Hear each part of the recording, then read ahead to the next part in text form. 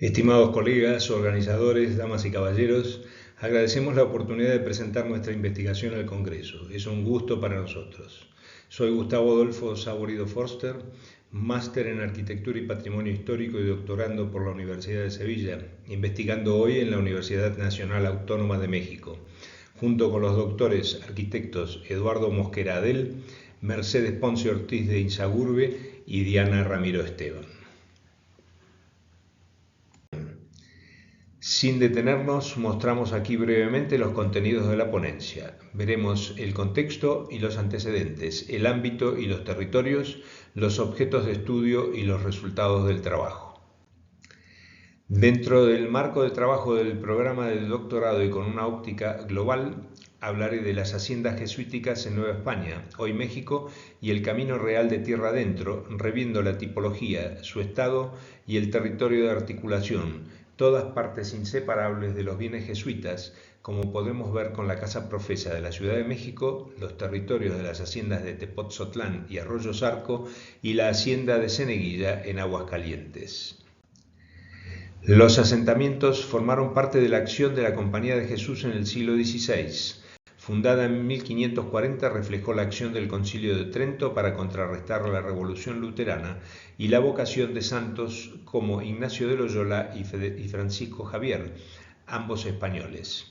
Il Gesù en Roma fue un modelo que guió futuras construcciones, como Renacimiento tardío inicialmente, pero luego de estilo barroco.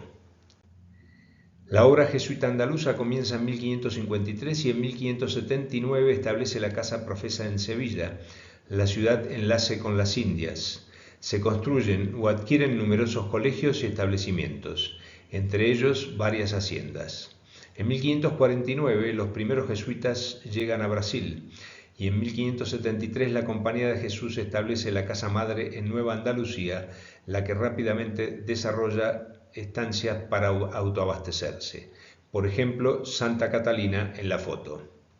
En 1572 arriban los primeros jesuitas al puerto de Veracruz en Nueva España y 8 años después se establecen colegios en Tepotzotlán y la Casa Profesa en la Ciudad de México es fundada en 1585. El paisaje es modificado con edificios y territorio gradualmente construidos. Nuestro enfoque se basa en los conceptos del siglo presente respecto al patrimonio, conceptos que superaron la visión imperante hasta la década del 80 del siglo pasado y que involucran un amplio espectro de bienes culturales, incluyendo lo inmaterial, lo cultural paisajístico y el soporte territorial que alberga a los monumentos. Es Georges-Henri Rivière quien acuñara el término de ecomuseo que involucra al entorno patrimonial. Las operaciones jesuitas fueron parte de la visión política de Felipe II, quien reinó sobre un vasto conglomerado de pueblos. La monarquía católica comprendía todos los continentes, pero Europa y América destacaron.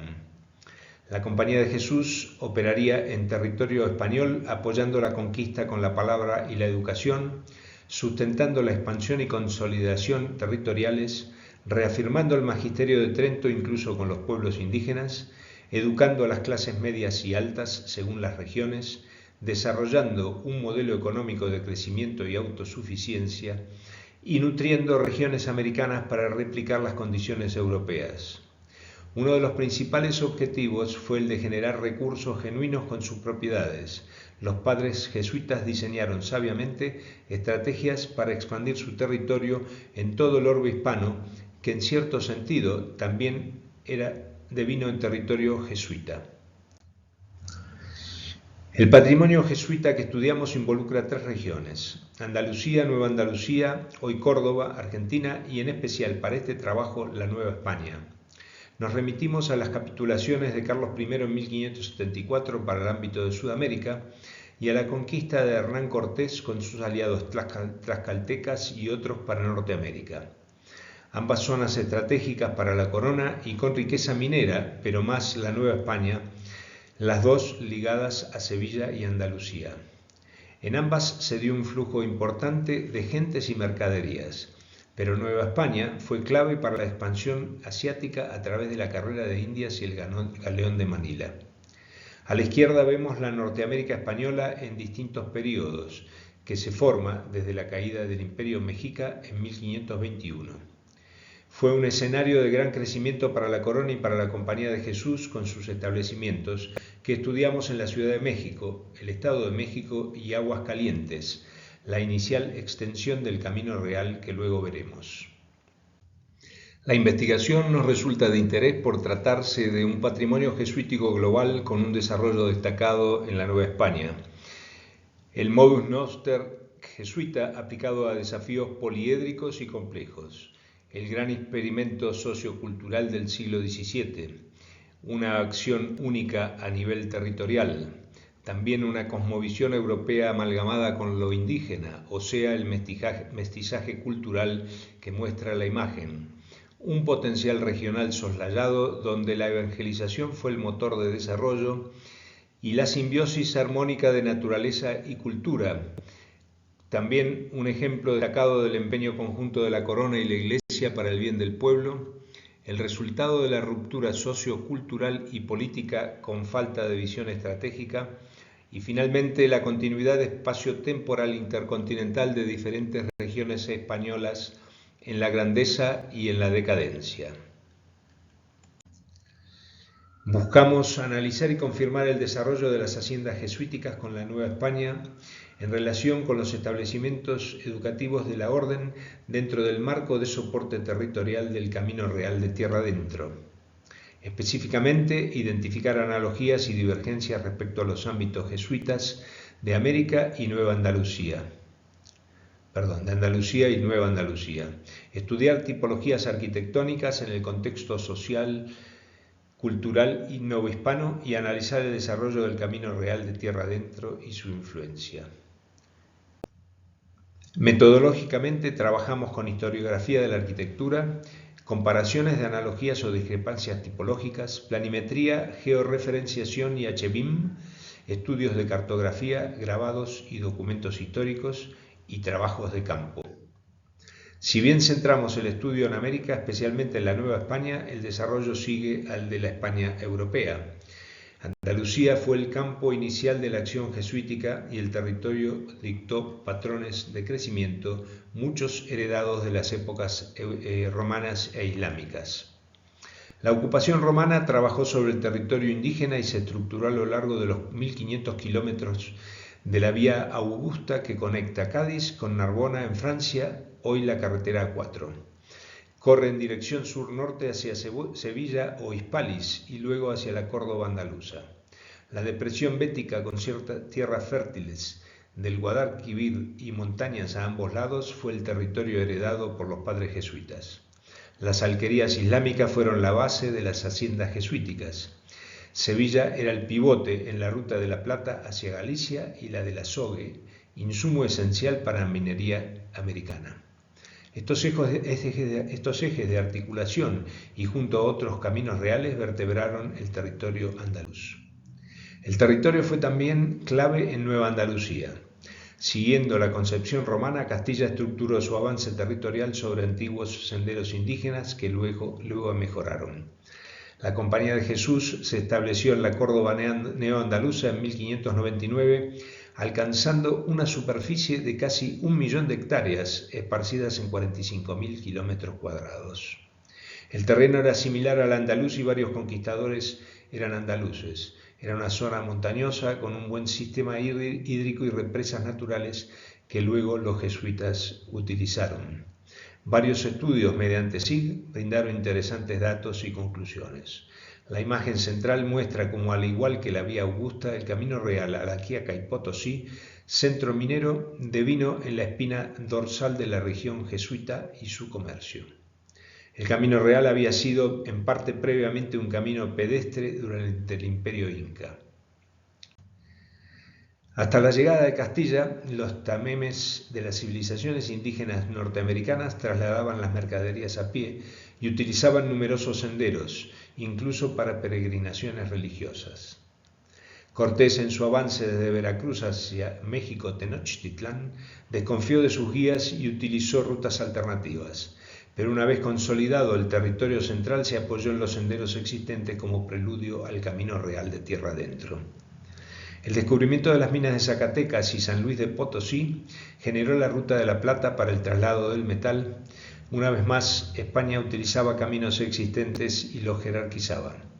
La expansión territorial y el avance hispano-indígena, que luego constituye asentamientos permanentes, dan forma al sucedáneo Camino Real de Tierra Adentro, columna vertebral de la Nueva España, que se adapta a la orografía y que luego Juan de Oñate extendería hacia el Nuevo México al cruzar el río Bravo. En 2010, UNESCO reconoce el valor patrimonial del Camino Real de 2.560 kilómetros de largo y con unos 60 bienes incluidos. Lo cataloga como Patrimonio Mundial por primera vez utilizando la categoría de itinerario cultural. La Compañía de Jesús también se establece a lo largo del Camino Real, aunque una vez extendido su propio territorio no fue para ellos totalmente necesario su uso. 4 bienes singulares encontramos e investigamos en esta ruta cultural que parte de la Plaza de Santo Domingo, la capital, la Hacienda de la Purísima Concepción y los arcos del sitio en Tepotzotlán, la deteriorada Hacienda de Rollo Zarco en Aculco y la Hacienda de Cieneguillas en Aguascalientes. Hay quienes se preguntan si existe una tipología jesuita. Creemos que la arquitectura jesuita es hija de Trento y del barroco y que como tal comparte muchas características con la arquitectura de otras congregaciones o instituciones de la época. Un estudio comparativo de las haciendas jesuitas en varios continentes, sin embargo, revela datos interesantes y estructuras funcionales con patrones estilísticos comunes. Si bien el modus noster permitía flexibilidad y creatividad, está claro que existían requerimientos normalizados en los distintos tipos de edificios que llevaban a una coherencia en la respuesta funcional y la configuración. No vemos aquí otros elementos que conformaban la infraestructura, pero ellos, junto a un concepto de sustentabilidad y racionalidad empresarial, también formaban parte de la tipología jesuita. La hacienda de Tepotzotlán, con su acueducto, da respuesta al abastecimiento hidráulico del mismo modo que lo hacía Santa Catalina en la Nueva Andalucía u otras haciendas en Andalucía. Las plantas aquí enseñadas muestran también la estructura lógica de patios que encontramos en la mayoría de las haciendas y estancias jesuíticas. Las vistas aéreas confirman esta configuración. La investigación muestra que hubo un desarrollo jesuítico profuso en Nueva España con patrones tipológicos similares a las otras regiones. Encontramos, sí, una mayor cantidad de establecimientos, según lo muestra la tabla. El soporte territorial es esencial para el estudio de los bienes. Las analogías y peculiaridades de distintos territorios jesuitas brindaron valores agregados inéditos al estudio de la cuestión. Existen aspectos socioculturales singulares en los 3 ámbitos comparados, pero que no atentan contra el tema común. También en todas las vías de articulación se utilizan caminos existentes. La estructura económica jesuita, una primera globalización, influencia la configuración territorial y la gestión del territorio en las 3 regiones. Las tecnologías contemporáneas como el SIG y el HBIM son herramientas valiosas para la investigación. Todos los ámbitos están influenciados por ciertas deficiencias legales y pareciera haber una centralización de gestión en los hoy México y Argentina, mientras que existe una gestión autonómica en Andalucía. Ambos sistemas poseen pros y contras, con la gestión centralizada generando tal vez mayor burocracia y demora en la acción. Respecto a los objetos de estudio y al territorio que los alberga, es posible confirmar que, no obstante singularidades específicas, hay un tema común: la conquista con evangelización y la expansión territorial. El desarrollo fue sobre 4 vertientes: el poder militar hispano, o mejor dicho, conjunto hispano-indígena, la búsqueda de riquezas, la evangelización y unas vías de articulación existentes, jerarquizadas y mejoradas. Hubo respuestas racionales a condicionantes territoriales y socioculturales inéditos. Los asentamientos jesuitas utilizan el camino real de tierra adentro, pero con independencia.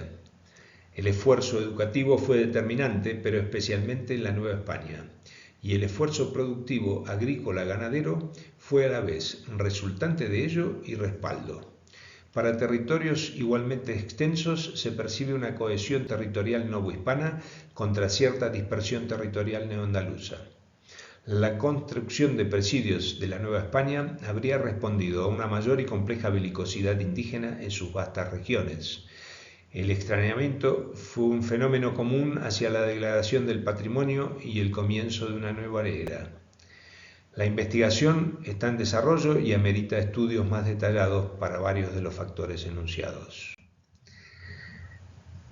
Tanto los conquistadores como el clero jesuita asimilaron el territorio como recurso en un entorno cultural inusual y lo optimizaron pragmáticamente. No es sino hasta el presente siglo que territorio y monumento adquieren una verdadera dimensión patrimonial, ambos como protagonistas. Tocará a las generaciones futuras profundizar el estudio conjunto y la valorización de ambos componentes como un todo. Haciendas y caminos reales como un solo patrimonio. Muchas gracias por su atención.